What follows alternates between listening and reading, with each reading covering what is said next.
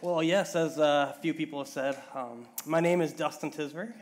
I'm one of the small group leaders, the Tysver small group. Me and my wife, Caitlin, lead that on Monday nights, so I'd love to talk to you more about that if that's something that you guys want to get plugged into. There's a lot of small groups in here, and we'd all be open to new people coming. It's just a really fun time.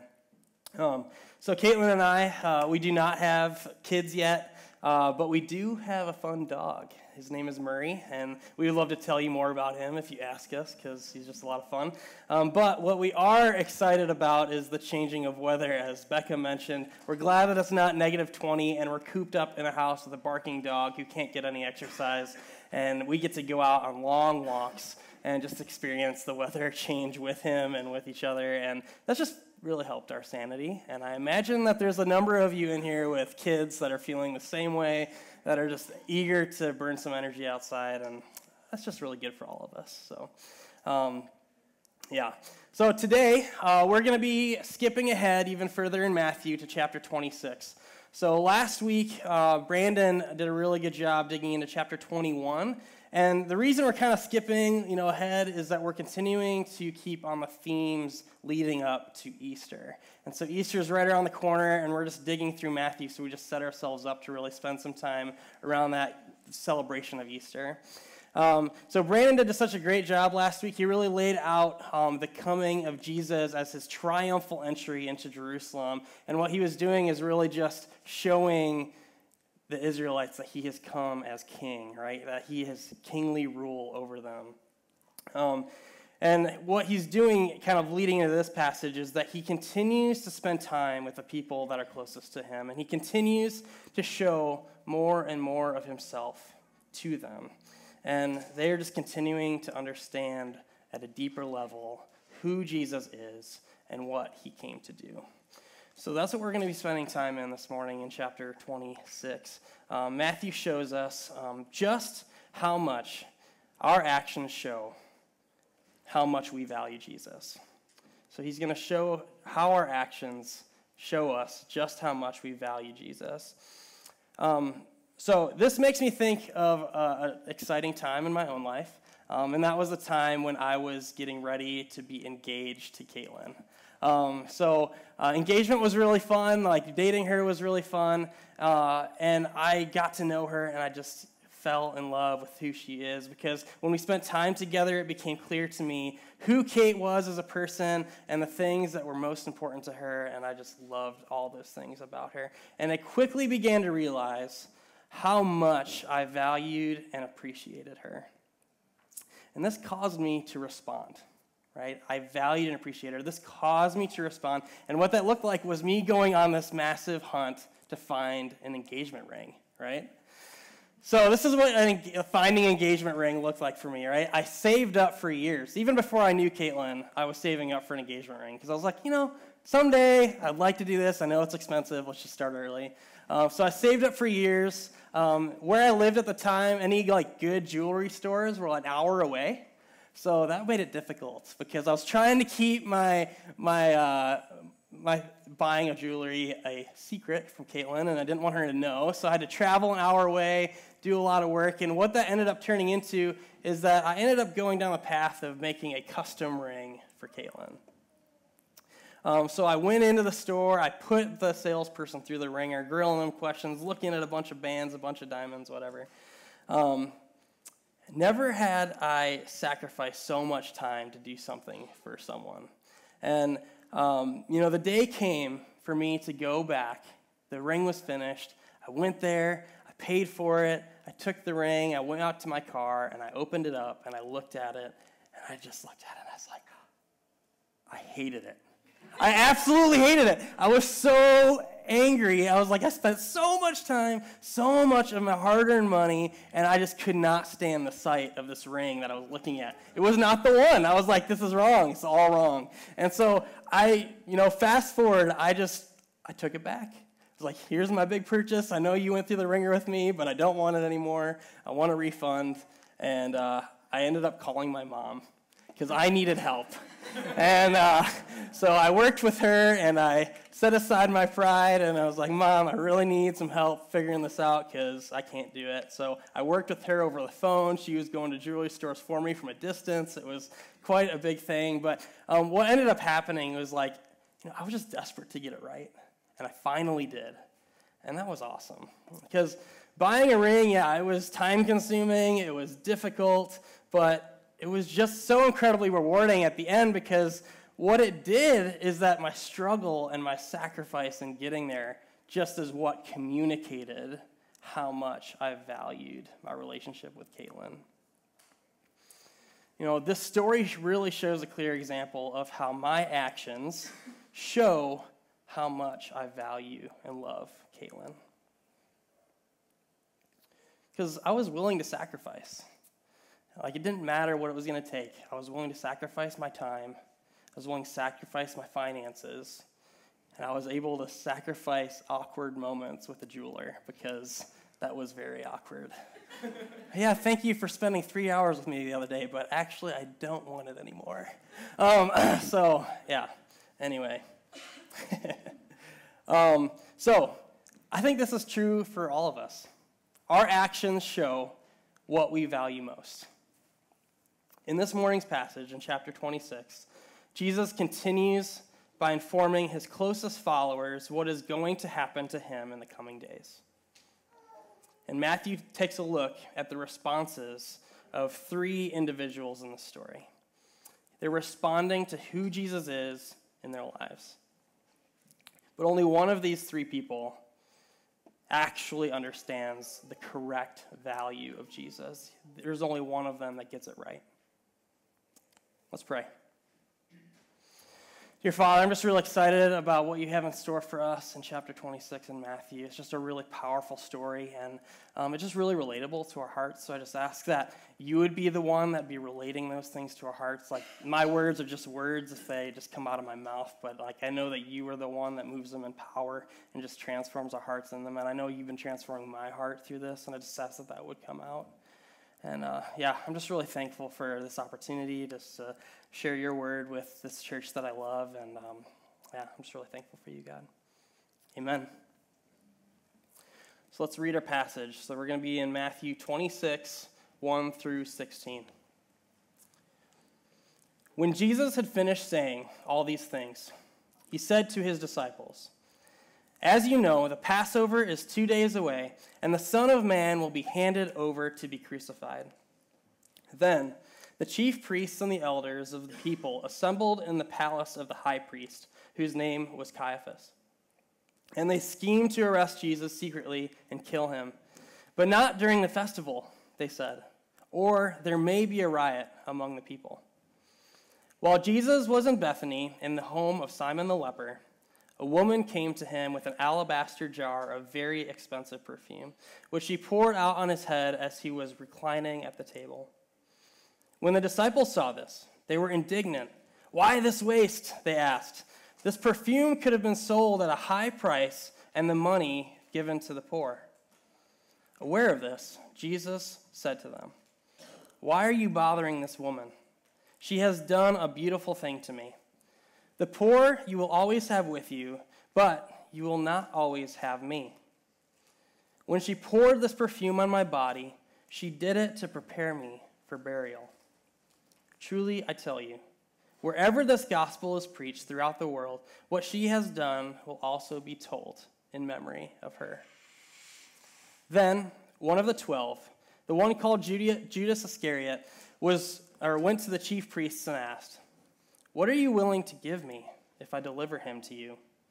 So they counted out for him 30 pieces of silver. From then on, Judas watched for an opportunity to hand him over. So we see 3 people in this passage. We see the disciples in the way that they respond to Jesus. We see Judas in the way that he responds to Jesus. And we see this woman, right? And what we see their actions kind of show us is the disciples miss out, Judas sells out, and the woman pours out. Okay? So the disciples miss out, Judas sells out, and the woman pours out. Matthew is pointing us to the truth in this passage that our sacrificial king is worth our sacrificial worship. Our sacrificial king is worth our sacrificial worship. And if we truly understand the costly love of our king, our response will result in costly worship. So, kind of the middle section of the passage, verses 7 through 11. We read about this interaction between the disciples, the woman, and Jesus. And in verse 8, we first see the disciples witness the woman pouring this expensive oil onto the head of Jesus. See, what this oil was, it was a very special oil. It was called pure nard, which was most likely a family heirloom of immense value. Pure nard was a special perfume oil, and it was intended for solemn acts of devotion. So there's a number of common perfumes that would have been used during this time, and those perfumes might have been used to anoint guests. Like that was something that happened on occasion. But this perfume was not one of those common perfumes, because this perfume was valued at 300 denarii. So what 300 denarii is, like this would have been approximately a year's wages of a laborer at that time. Okay? So just in the back of your head, like a year's wages for you, that is what she is pouring out onto Jesus. Verse 8 says, "When the disciples saw this, they were indignant. 'Why this waste?' they asked. 'This perfume could have been sold at a high price and the money given to the poor.'" I mean, they're not wrong, right? I mean, this was an incredible value thing she was just dumping out, basically, is how they saw it. Well, that's a year's worth of wages. Why don't we sell it? And man, they could have made a massive impact for the poor in their community, right? They could have met a lot of needs with that oil. But the problem is they must be missing something, because Jesus responds to them in a way that basically says, you're kind of missing the point. Because what Jesus says in verse 10 is, "Why are you bothering this woman? She has done a beautiful thing to me. The poor you will always have with you, but you will not always have me." See, the disciples didn't get it. They had good intentions. They knew, they were wanting to serve people around them, but what Jesus was trying to tell them in this moment is, don't miss out on me. Don't miss out on me.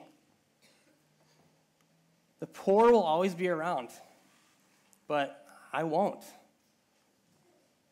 Because the disciples were in the room. At the beginning of this passage, they were in the room when he said, they're coming for me. The Passover is 2 days away, and I will be handed over to be crucified. They heard that. See, what Jesus is telling them is, my time is up. I'm not going to be with you much longer. And what the actions of the disciples reveal is, they miss out on worshiping Jesus. They miss out on the true value of what he is worth. Because the actions of the disciples reveal is that they simply see Jesus as the beginning, but not the end. They see Jesus as the beginning of something new, but they don't see him as the end. They see Jesus as like some new things, right? They see them as to love others more than themselves. The last shall be first. The least should be made great. These are all new things, new lines of thinking. You see, to the disciples, Jesus was a movement. He was a new way of life. He was the beginning of something new. But what Jesus wasn't to them. He was not their goal. He was not what they treasured most. He was not the thing they valued most in this passage. The actions of the disciples reveal they miss out as Jesus as their prize.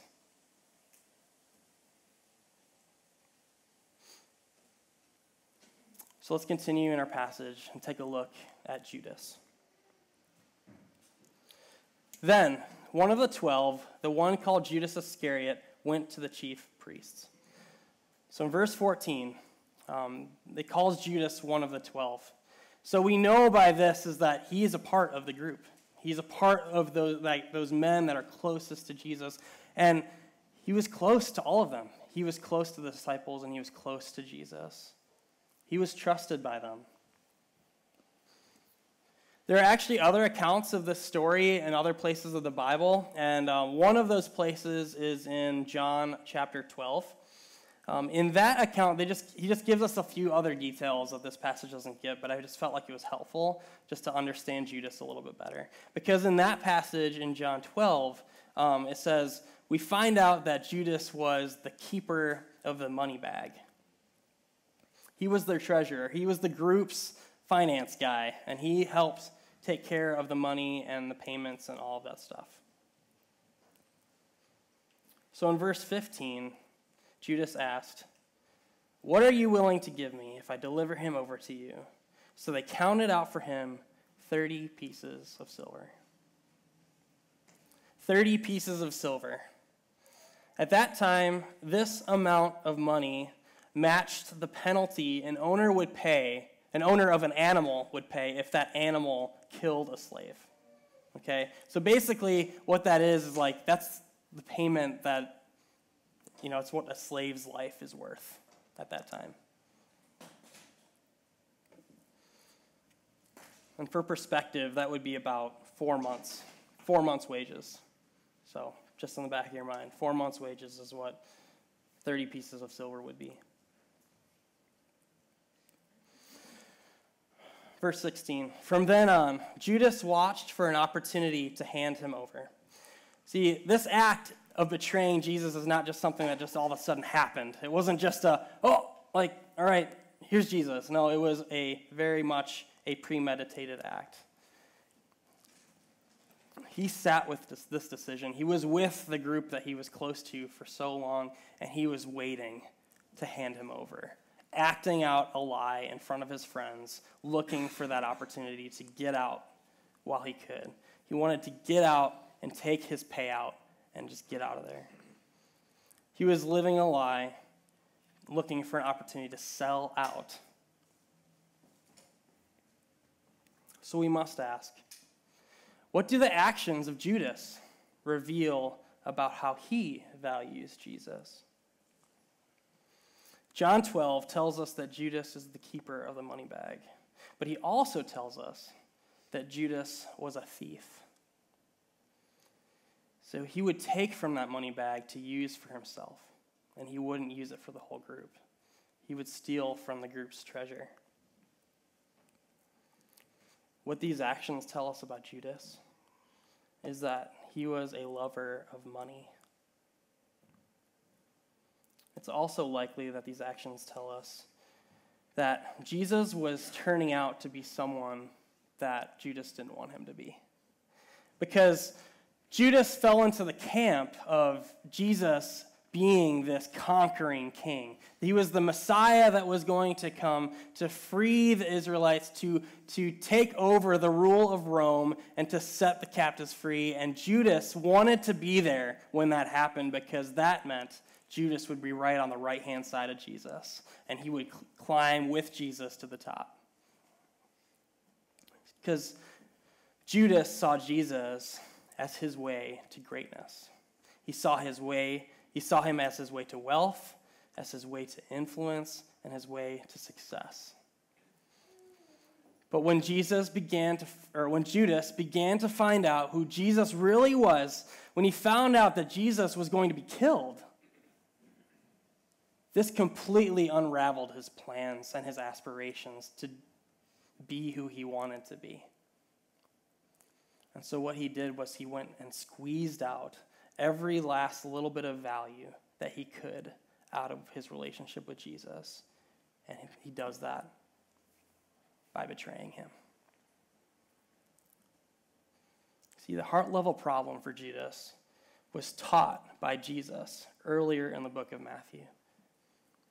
In Matthew chapter 6, Jesus says, "No one can serve two masters. Either you will hate the one and love the other, or you will be devoted to the one and despise the other. You cannot serve both God and money." You see, Judas seems to understand a part of what's going on that even the disciples were kind of just missing out on. Because what Judas understands is that Jesus is going to die. He understands that. But with the death of Jesus, Judas does not see the death of his Savior, but rather Judas sees the death of his plan to riches and to affluence. Jesus was simply a means to an end for him to get to where he was going. He was not the goal. This is why Judas sells out. Because Jesus was now worthless to him. Where he thought Jesus was taking him, he was no longer going. And now Jesus became worthless. So he took the 30 pieces of silver and he ran.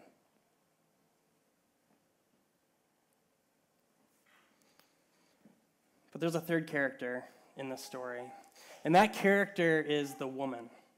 Okay? What is it that makes the actions of the woman such a beautiful thing to Jesus? And what is it that her actions reveal about how she values Jesus? So these are the things we know about the woman. She comes prepared to offer a lavish gift to Jesus with her expensive perfume. That's what she comes prepared to do. The woman pours out the entire jar onto the woman. So if we know anything about the alabaster jar and that type of perfume, like it's not something that you could unseal and then seal back up for later. Like it was a one-time use. It was like an exquisite bottle of wine, right? You uncork it and it's a one-time use. So she poured out the whole thing. She worships Jesus in this way, the whole time making a large sacrifice.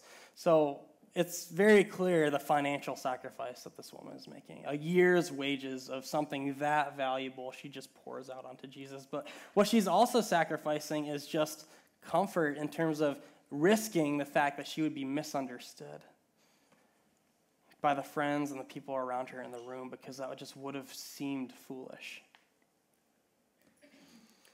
But while the disciples maybe do give her a hard time, Jesus stands in her defense. And he praises her for what she's done. And not only that, but he actually gives her a blessing and a promise. Because in verses 13 and 14, it says, "When she poured out this perfume on my body, she did it to prepare me for burial. Truly I tell you, wherever this gospel is preached throughout the world, what she has done will also be told in memory of her." That's amazing. Like Jesus stood in front of these people and made a promise that like her story is going to be told alongside my story. Like that is going to be something that is told for years and years to come. Like it's a story I'm telling all of you right now. That's pretty cool.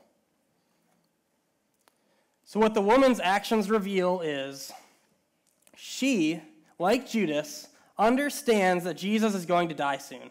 Like that verse tells us, she's preparing me for burial. So she understands that Jesus is going to die soon.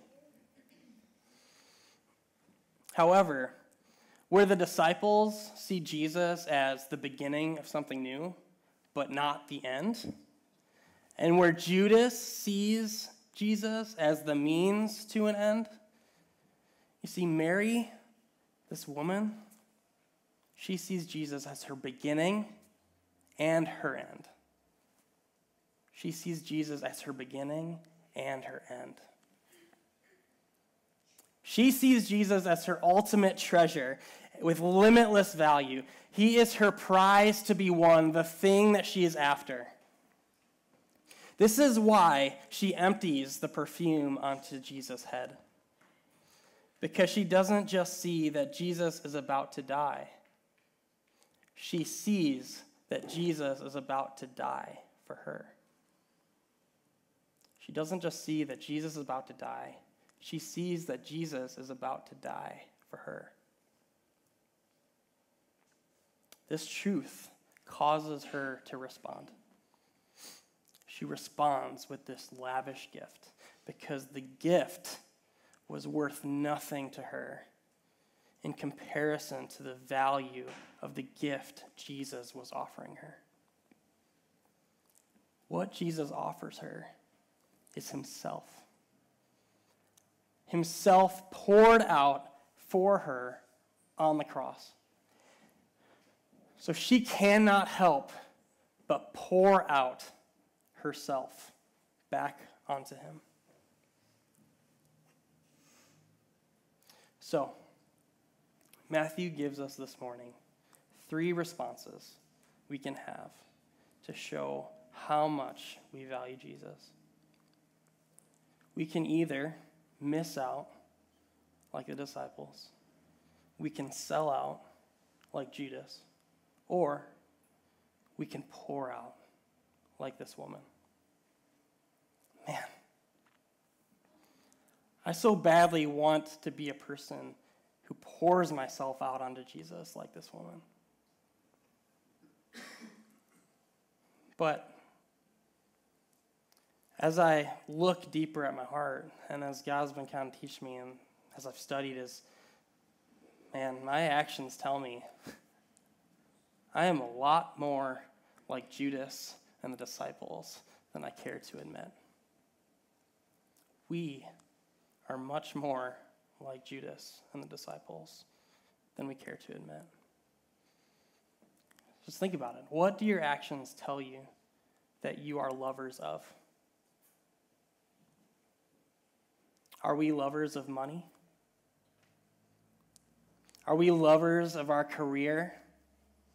Are we lovers of our independence? Or maybe we're lovers of our that next new experience, that next new thing. Because that's really where I find myself far too often. Is that next experience, that next life stage, that next goal that I have, right? That is something that will satisfy me. Once I achieve this, once I can do this, then I will be satisfied. I will finally reach what I've been looking for. I trick myself. Because if I didn't have Jesus, I would totally go all in on just spending all of my money on the things that I enjoy. I love my hobbies. I love my experiences. I love my golf, my skiing, whether it be water or snow. I love my boat. I love getting out in the water. I love vacations. I love new experiences. I would be all in just investing into those things because that is what I feel like would ultimately satisfy me.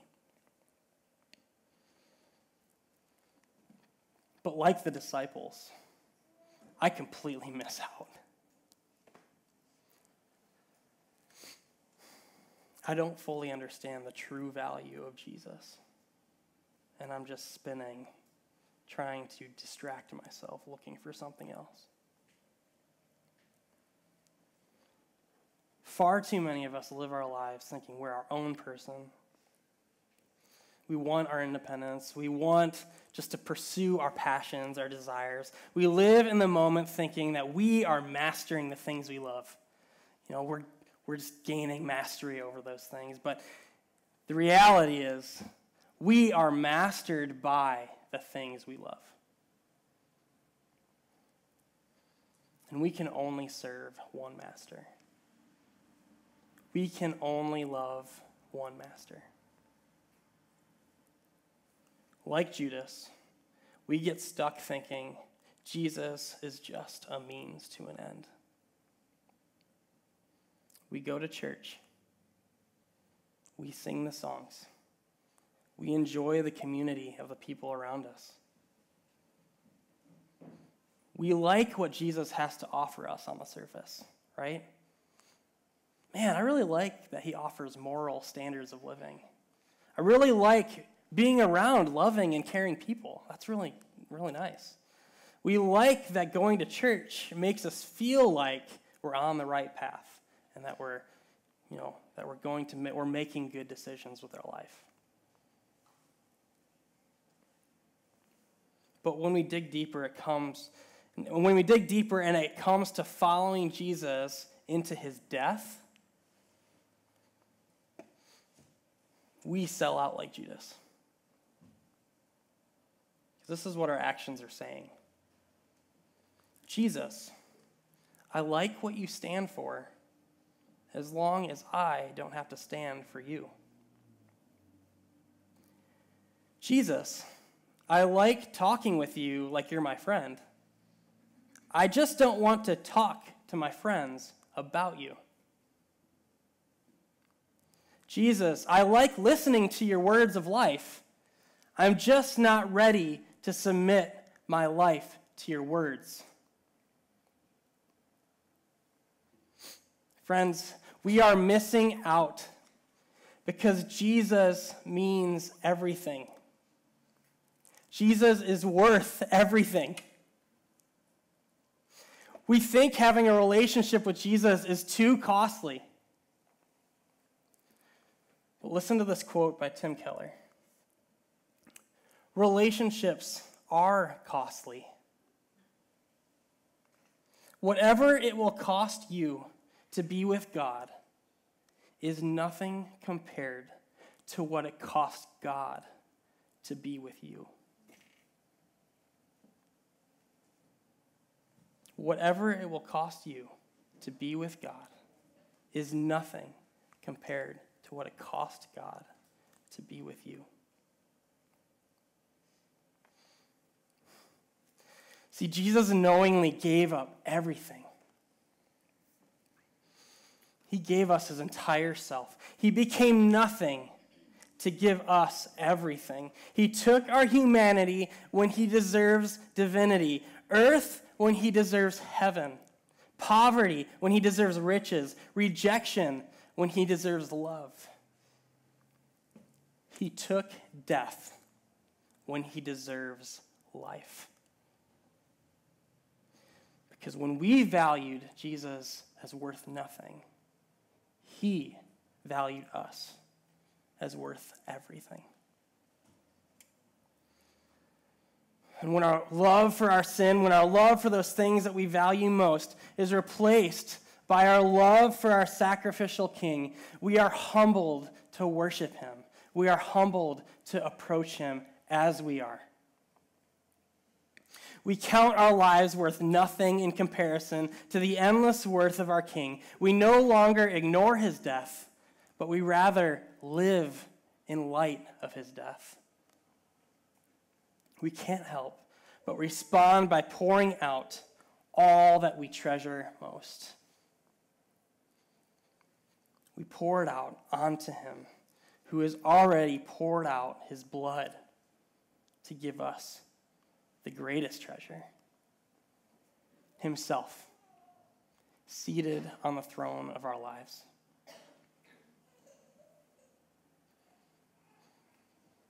So how will your actions reveal the way you value Jesus?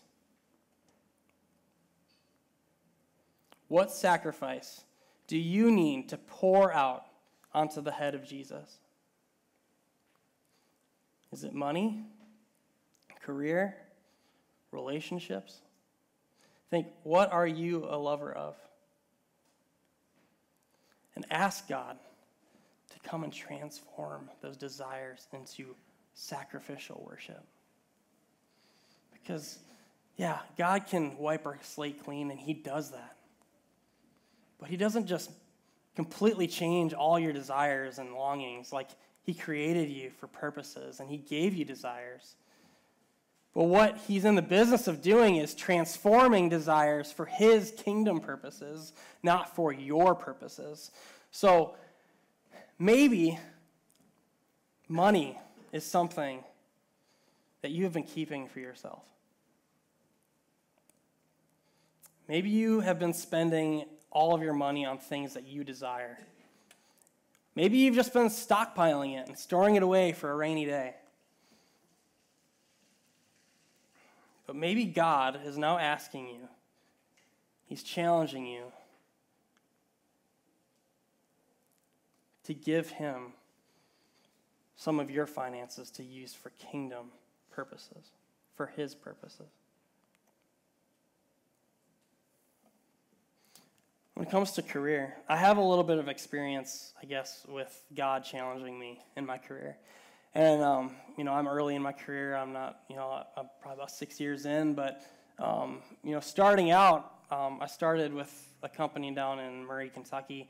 And I just really felt valued there. They wanted me there. It felt like they were investing in me heavily. I had trainings. I had people that were looking out for me. I had a career path. I had leadership potential, and they were grooming me to be a leader of a team. That seemed really great. Like, as a young career, that was where I wanted to be.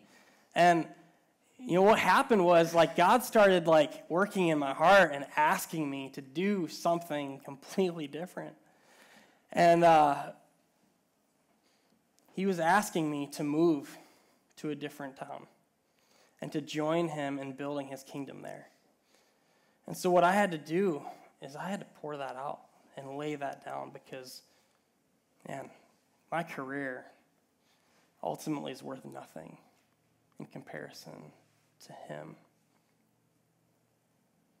And so Jesus might be asking you guys the same thing, man, you live your life trying to make the most of your career, trying to make a name for yourself. And you're living in your career to serve your purposes. But what God might be challenging you is, why don't you live in your career for my purposes? Work hard, achieve, yes, but do it in a way that honors me. And I will free you to be an example and a representative for me at your workplace. And I want you to join me in sharing me with your coworkers.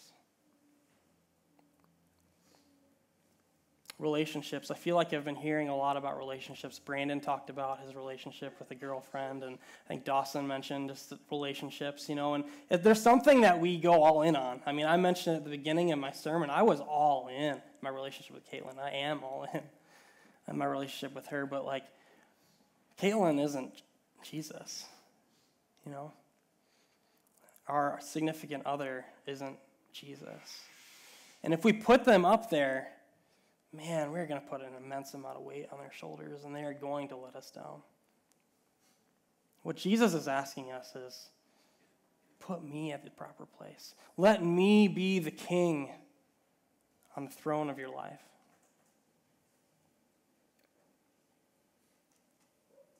So, what is it that makes the woman's gift so beautiful? Jesus. He made it beautiful. It wasn't her. It wasn't just the fact she was willing to do it that made it beautiful. It was Jesus himself that made it beautiful. Because if Jesus was not who he said he was, then her gift would have looked foolish. If he didn't die for her and he didn't conquer death, then she would have just poured this oil on someone who ultimately died and didn't matter. But Jesus made it beautiful when he followed through. It's because Jesus not only died for the woman, he died for all of us. It is because he conquered death in that moment that he makes her sacrifice beautiful. It is this truth. It is Jesus himself who makes the woman's sacrifice beautiful. And it's Jesus who makes our sacrifices beautiful. It's him who makes our sacrifices worth it. So during the next few songs, we're going to have an opportunity to take communion. This is such an amazing opportunity because we are literally going back there and focusing in on the sacrifice that Jesus made on our behalf. Jesus poured his blood out for us on the cross. He literally broke his body for us. He gave us all of him. So as you take communion, you don't need to be a member here at River City Church. Like, all you need to do is belong to Jesus. Is he the one that is seated on the throne of your life? Is he the one that you treasure most? And maybe you're sitting there and you're thinking, no, he's not. I want him to be. This is your time. Maybe you need to talk to someone and figure out what it means to surrender your life to him. Maybe you need to pray and just ask him to be that person for you. There's other of us in this room that we belong to Jesus. But man, we've been distracted like the disciples. We are missing out on the true value and worth of our King. And we need him to be reminding us what he is worth. Because when we value him as worth everything, then the things that we distract ourselves with, we can just lay down at his feet. And so that's what we can do in communion. It's what are those things that we're lovers of, and let's lay those things down in remembrance of him, for him, as a response to who he is.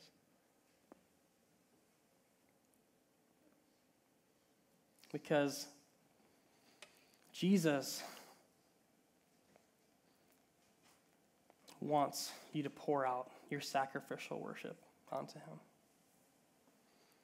Because our sacrificial King is worth our sacrificial worship. Let's pray. Dear Father, I'm so thankful for just the gift of you, that you poured yourself out for us. I'm so thankful that we don't have to measure up to this unachievable standard that you've set, but rather you've measured up for us. And I'm so thankful for the story of this woman and the way that she just shows that you're worth it.